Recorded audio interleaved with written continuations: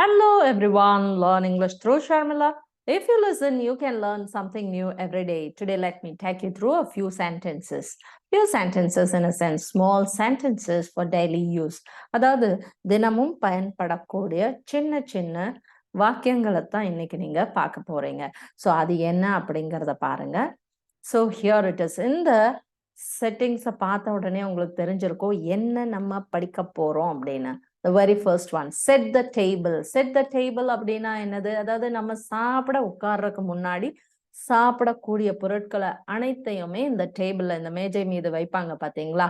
அதாவது பிளேட்ஸ் ஆகட்டும், நைவ்ஸ் ஆகட்டும், ஃபோக்ஸ் ஆகட்டும், இல்ல இந்த சாப்பாடு பவுல் ஆகட்டும், குழம்பு பாத்திரம் ஆகட்டும், அத்தனையுமே இந்த டேபிள்ல வைப்பாங்க. So that is known as set the table அப்படின்னு.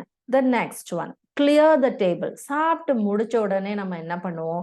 அங்க இருக்கிற அத்தனை பாத்திரத்தையும் எடுத்து கிச்சன் சிங்க்லயோ இல்ல கிச்சன் பிளாட்ஃபார்ம்லயோ வச்சிருவோம். இல்ல எங்க வைக்கணுமோ அங்க வச்சிருவோம். ஆனா clear the table அப்படின்னா இந்த டேபிள்ல ஒண்ணுமே இல்லாம பாக்குறது, அதாவது எல்லாத்தையும் ரிமூவ் பண்ணிடுறது.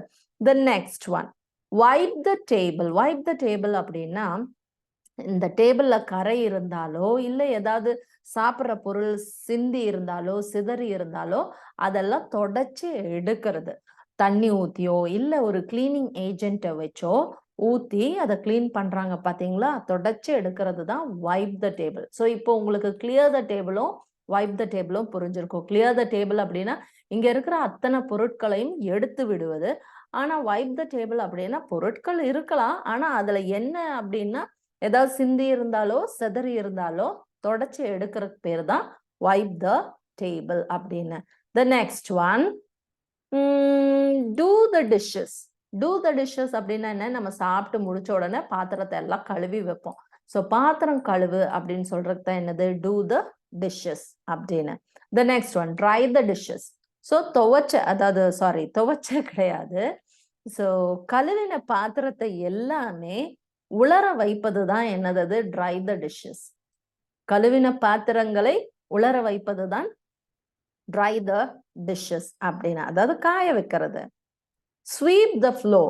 sweep the floor அப்படின்னா தரையை கூட்டு, பெருக்கு. தரையை கூட்டு இல்ல பெருக்கு, அதுதான் sweep the floor. The next one, mop the floor அப்படின்னா இந்த பொருளை கொண்டு துடைப்பது, அதாவது தரையை துடைப்பதற்கு தான் என்னது? mop the floor அப்படின்னு. The next one, dust the furniture. அதாவது தூசி படிஞ்சு இருக்கும், ஃபர்னிச்சர்ல எல்லாமே தூசி படிஞ்சு இருக்கும். ஸோ அதை கிளீன் பண்ணணும் அப்படின்னா, சுத்தம் பண்ணணும் அப்படின்னா டஸ்ட் த ஃபர்னிச்சர் அப்படின்னு சொல்லலாம். நம்ம அதாவது மர சாமான்கள் எல்லாம் அப்படியே தூசி படிஞ்சிருக்கும், அதை சுத்தம் பண்ணுவதற்கு நம்ம என்ன சொல்லலாம்? டஸ்ட் த ஃபர்னிச்சர் அப்படின்னு சொல்லலாம். The next one, tidy up room. அதாவது அறையை சுத்தம் செய், அதாவது ரூமை கிளீன் பண்ணு அப்படின்னு நம்ம சொல்லுவோம் இல்லைங்களா? அதுதான் என்னது? tidy up room அப்படின்னு. The next one, do the laundry.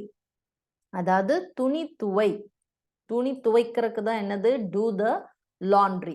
துவைச்ச உடனே என்ன பண்ணுவோம்? நம்ம காய போடணும். hang up the laundry. hang up laundry அப்படின்னு. காய போடு, துணி காய போடு, hang up laundry. The next one, fold the laundry.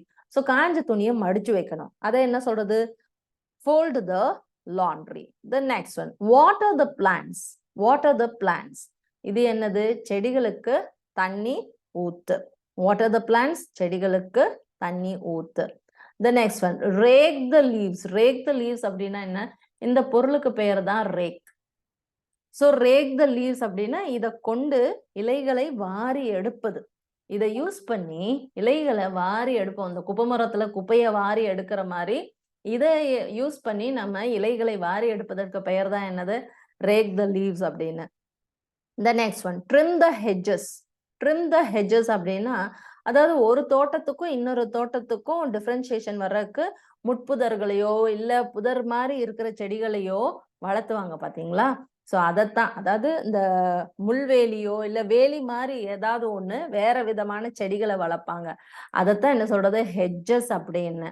அதாவது ஒரு தோட்டத்துக்கும் இன்னொரு தோட்டத்திற்கும் வித்தியாசம் வர்றதுக்காக அந்த வரப்பு மாதிரி போடுவாங்க பாத்தீங்களா? அதுதான் hedges. So trim the hedges அப்படின்னா அதை கட் பண்ணி அழகுபடுத்துவது. கட் பண்ணி இந்த பொருள் கொண்டு கட் பண்ணி அழகுபடுத்துவது. இதுதான் என்னது ஹெட்ஜஸ் அப்படின்னு. ஸோ இதை ட்ரிம் பண்ணுவது. The next one, mow the lawn.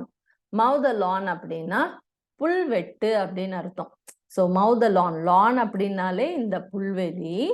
So mow the lawn அப்படின்னா வெட்டுவது. mow அப்படின்னா இந்த பொருளை கொண்டு வெட்டுவது. So mow the lawn. The next one, weed the garden. garden அப்படின்னா தோட்டம். weed அப்படின்னா களை எடுப்பது. ஸோ தோட்டத்தில் உள்ள களைகளை பிடுங்குவது.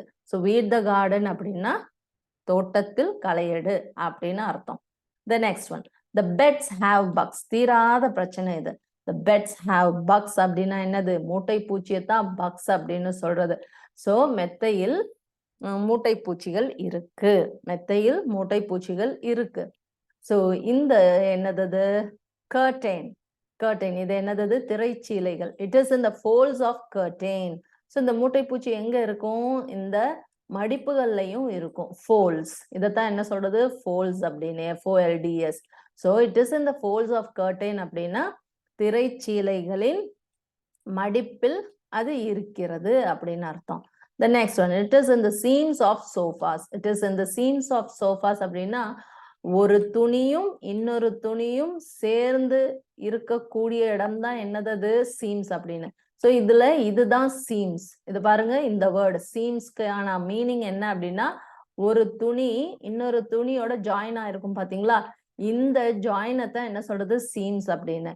So it is in the seams of sofas அப்படின்னா அந்த மூட்டைப்பூச்சி இட்டு அப்படின்னா மூட்டைப்பூச்சியை ரெஃபர் பண்ணுதுங்க. இது எங்க இருக்கும்? சீம்ஸ்ல இருக்கும். அதாவது இந்த இடுக்குகள்ல இந்த ஜாயினிங்ல இருக்கும் அப்படின்னு சொல்றாங்க. ஸோ மூட்டைப்பூச்சிகள் சோஃபாவின் இந்த ஜாயினிங் பிளேஸ்ல இருக்கும் அப்படின்னு சொல்றாங்க. we need to clean them out.